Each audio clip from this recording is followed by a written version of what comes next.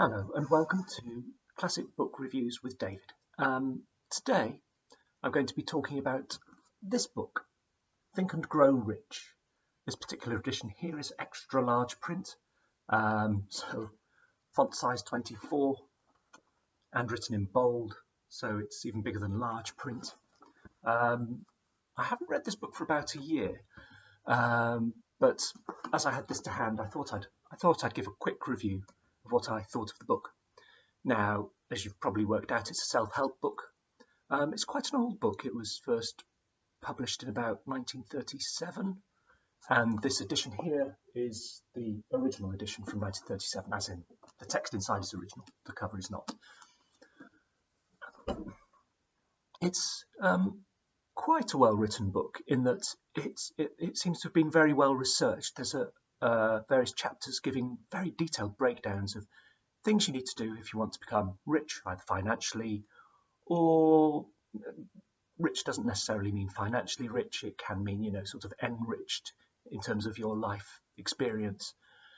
So the book does have a lot of, good advice. Some of it seems like common sense, but it's good to be reminded of certain things because although things are common sense, we may feel motivated to do other things. We may feel motivated to procrastinate. We may be fearful of things because that can stop you, on your mission to making wealth, say, for example. There are, I think, though, a couple of problems with this book. The first is that very early on it talks of the secret, and it never explicitly reveals what the secret is. I am not sure that there is a secret as such. People on the internet have their theories, but in the book the author says, if you read this book you'll ultimately know the secret of, how to get rich. Now, I did think at one point that maybe it was just thinking about getting rich would get you rich.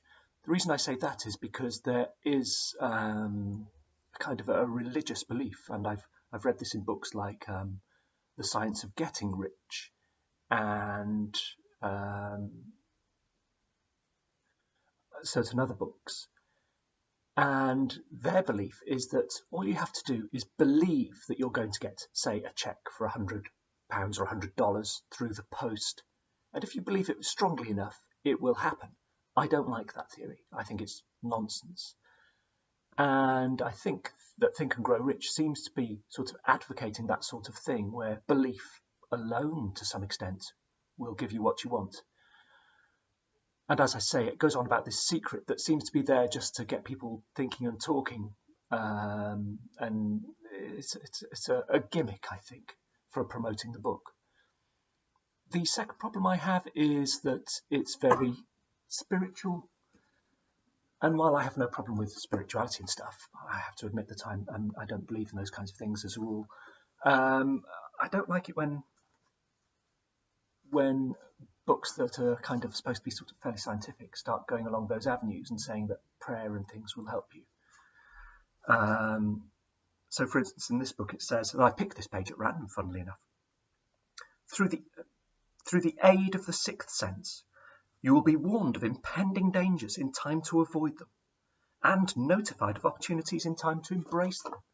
So it says that you'll have a sixth sense, and you'll be warned of dangers and told of opportunities through this sixth sense. It doesn't particularly explain how that works, although it's related to God, I think. And I just don't like that sort of thing.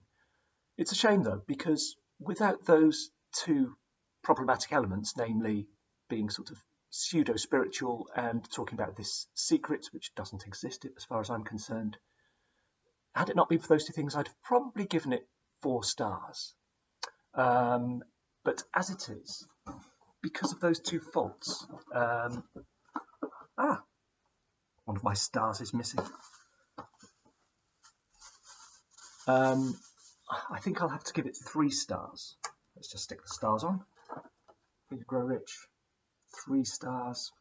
It does have some good advice. I have to say that there is well-researched stuff in it, but it has its flaws as well as its faults. If you'd like to put any comments below, you can. If you want to follow on Twitter or Facebook, you can. You can see below for that. and there's information on where to buy the book in large print and dyslexia-friendly formats as well. Well, actually, I'm not sure I'll be able to find dyslexia-friendly, but I'll have a look. And that's it. All the best.